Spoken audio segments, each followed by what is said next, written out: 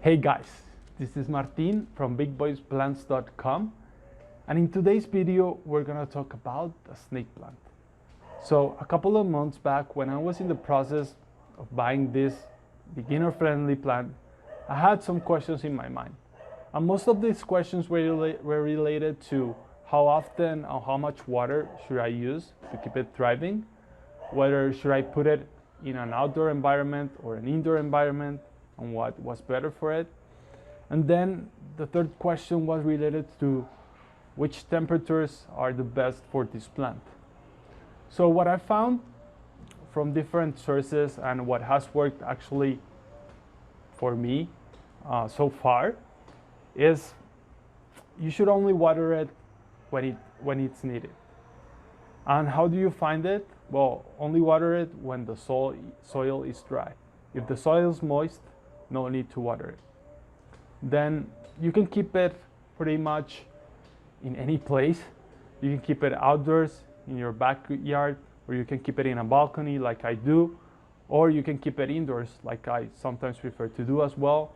And one of the cool things about this plant is that it has pretty good air cleaning properties, so it will help you to bring more oxygen to your house.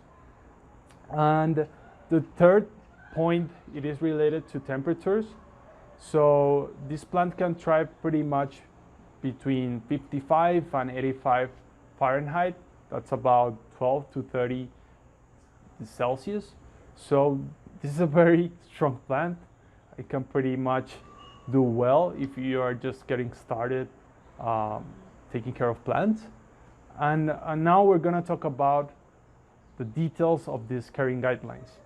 So the first caring guideline that I perform is related to watering, and I like to have this ritual of checking it on a daily basis. And what I check is the soil and how moist is it. So how I do it, I just dig in a little hole, and the white stones, these white pebbles that you can see here, this is perlite.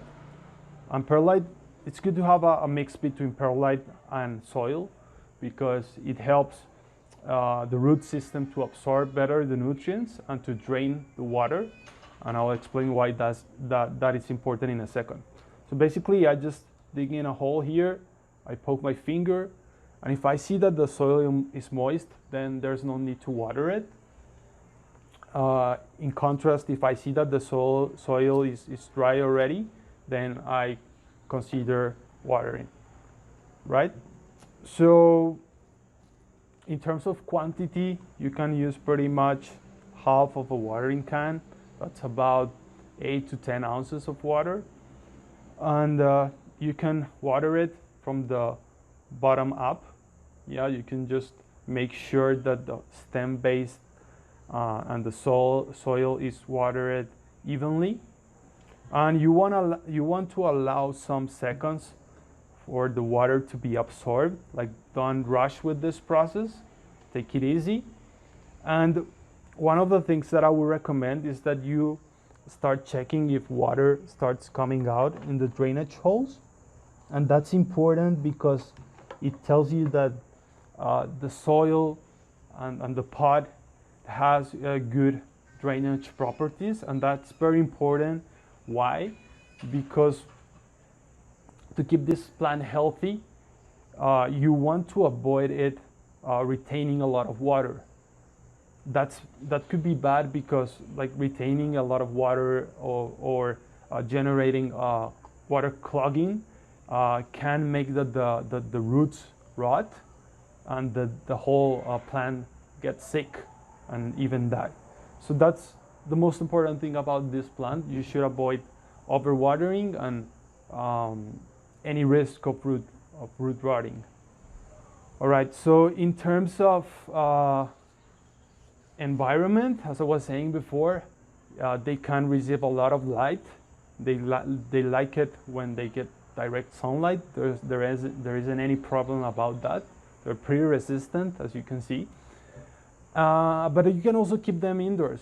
I mean, if you want to decorate your room and bring more oxygen and clean air to your indoor spaces, this is a great plant to do it. Then in terms of temperature, as I was saying, between 55 and 85 Fahrenheit will do the job. The only consideration here, or the only thing that you will need to take into account,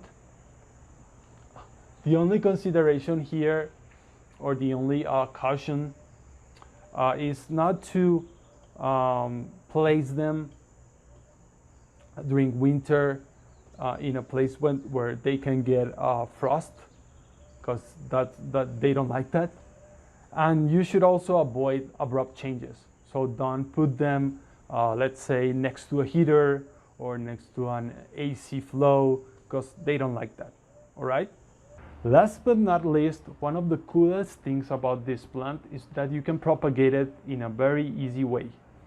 So this is an example of a snake plant that I have propagated. And here you can see these little babies over here that I actually divided from the original plant, the mother plant as I call it. And if you want to learn how to do this propagation, you can go to bigboyplants.com/snakeplant, and you'll learn all the step-by-steps, and you will have a step-by-step guide on how to do it.